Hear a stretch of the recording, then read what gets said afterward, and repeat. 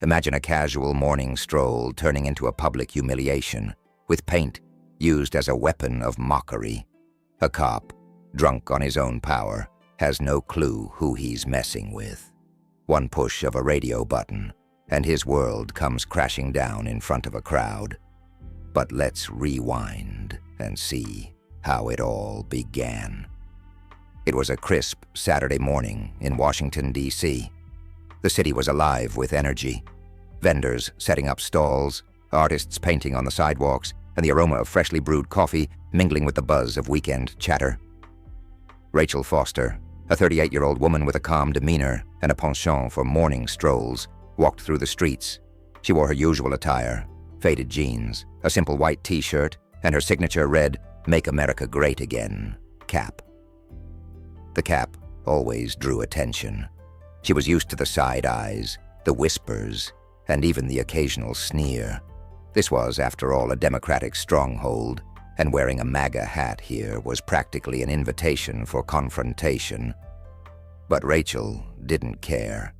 She wasn't about to hide her beliefs, not for anyone. As she strolled through a busy plaza filled with street artists, her gaze fell on a man painting a serene landscape. The strokes of his brush captured the light of a distant sunrise, and Rachel found herself momentarily entranced. That piece lasted all of 5 seconds. "Hey, Red Cap, what are you doing in my city?" The voice cut through the air like a whip. Rachel turned slowly, her expression unreadable.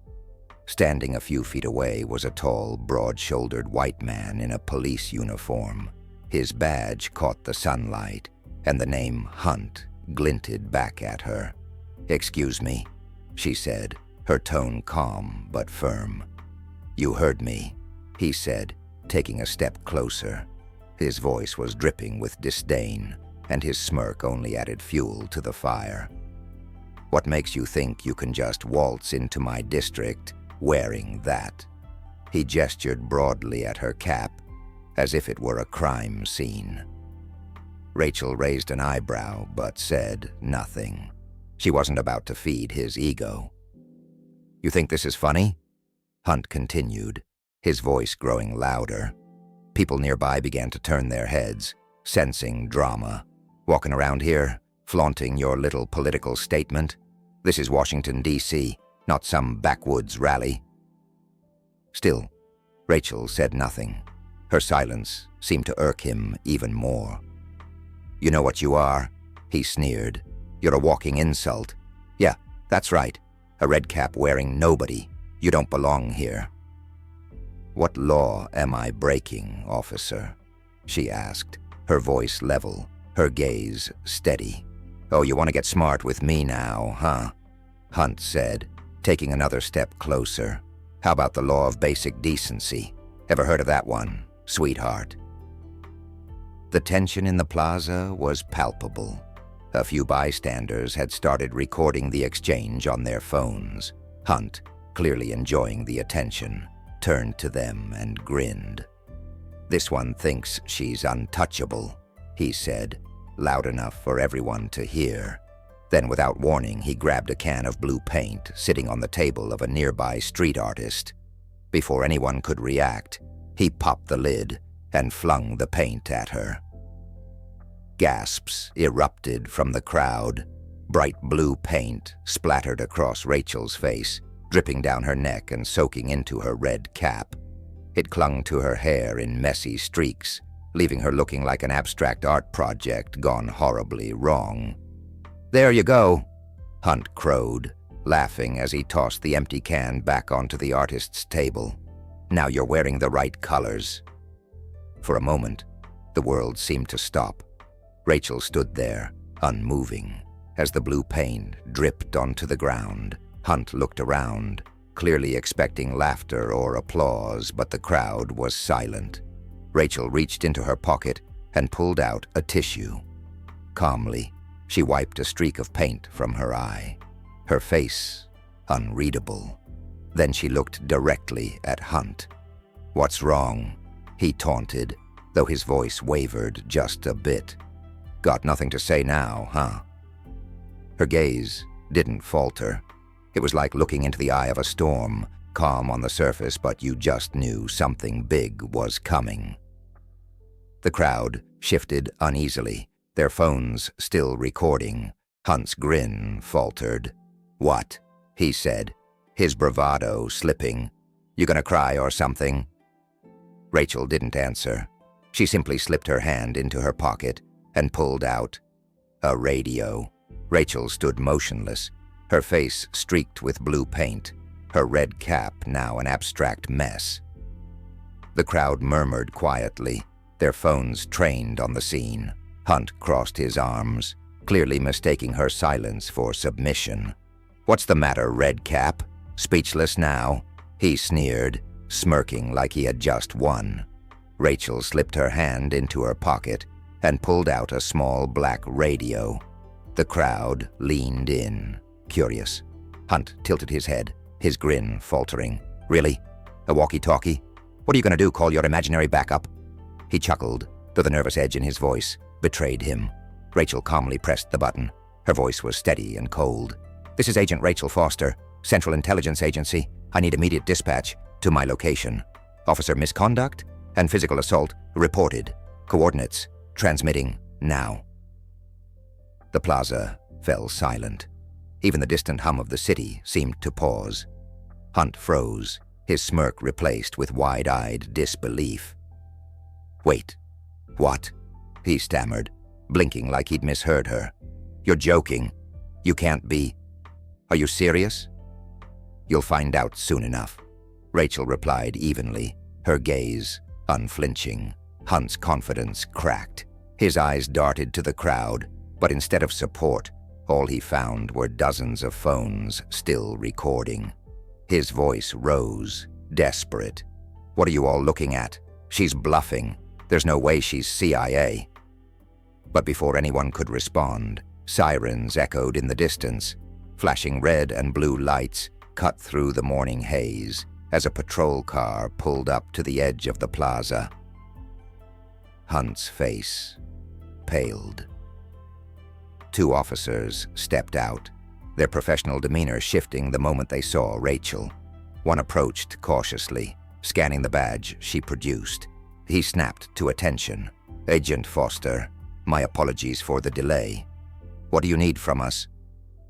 "Detain this officer," she said, her tone sharp. "He's guilty of assault, misuse of authority, and public humiliation of a U.S. citizen. Witnesses and video evidence are abundant." "Yes, ma'am," the officer replied, his tone professional. The second officer turned to Hunt, who now looked as though the ground had been pulled from under him. Wait, this is a misunderstanding," Hunt stammered, backing up slightly. "It was a joke. I didn't know she was—" "That doesn't matter," the officer cut him off. "You're under arrest." Cold steel clicked around Hunt's wrists. The crowd erupted in applause and cheers as the once smug cop was escorted to the patrol car. His bravado was long gone, replaced by a mix of shock and humiliation. Rachel stood unmoving, her composure unwavering as the officers loaded Hunt into the car. She turned to the officer in charge. "Notify his precinct. This needs to be escalated appropriately." "Yes, ma'am," the officer replied, his respect evident. As the car pulled away, the crowd began to disperse. Some people approached Rachel with quiet words of support. A woman handed her a clean napkin, which she used to dab at the paint still clinging to her face. Without a word, Rachel walked toward a nearby fountain to wash off the blue streaks. Her steps were calm and deliberate, as if this were just another day. The cameras had captured her strength, but for Rachel it wasn't about going viral. It was about justice. Today she had proven that no one, no matter how untouchable they believed themselves to be, was above the law. By the time Rachel got home, her phone was buzzing non-stop. Calls, texts, and notifications poured in from every corner of the internet. Unbeknownst to her, the entire incident had been recorded by bystanders and posted online. The hashtag #BluePaintMAGA was already trending, and the video was racking up millions of views. In the footage, Rachel's calm demeanor and precise actions stood in stark contrast to Hunt's erratic behavior. People were captivated. "This is how you handle a bully," one user wrote. "Finally, someone standing up to abuse of power," said another. The responses weren't all positive. A handful of users tried to defend Hunt, claiming he was just joking or reacting to provocation. But those voices were drowned out by a wave of support for Rachel. Even people who didn't align with her political beliefs were praising her composure. "This isn't about politics," one prominent commentator tweeted. "It's about respect, and Rachel Foster just gave us all a master class." Local news outlets quickly picked up the story, broadcasting it on every major network. By the following morning, it was impossible to miss. The Washington Police Department was forced to release a statement, acknowledging the incident and confirming that Officer Hunt had been placed on administrative leave pending an investigation. But the public wasn't satisfied with vague promises of accountability.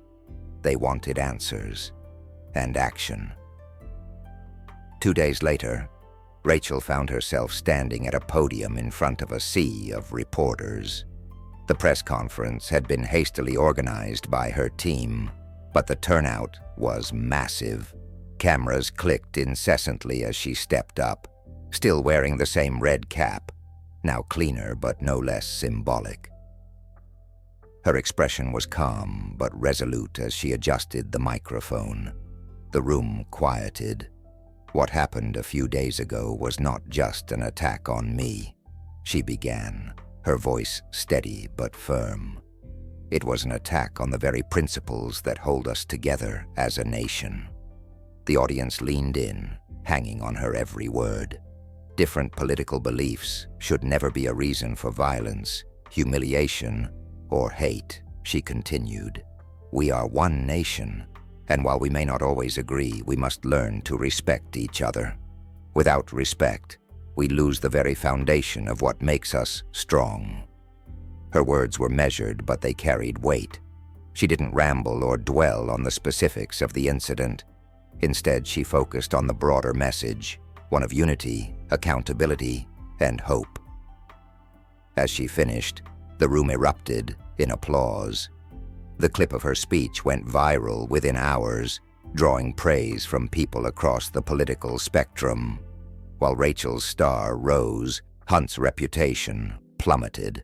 The investigation revealed a pattern of misconduct in his past, and the department had no choice but to terminate his employment. In a last-ditch effort to salvage his image, Hunt gave several interviews, claiming he had been misunderstood, and that the incident was being blown out of proportion. It backfired spectacularly. His excuses only further cemented public disdain, and he became a symbol of what was wrong with unchecked power. Meanwhile, Rachel quietly resumed her life. The media frenzy faded, but her impact lingered. She became a reluctant role model, receiving letters, emails, and even artwork from people inspired by her strength.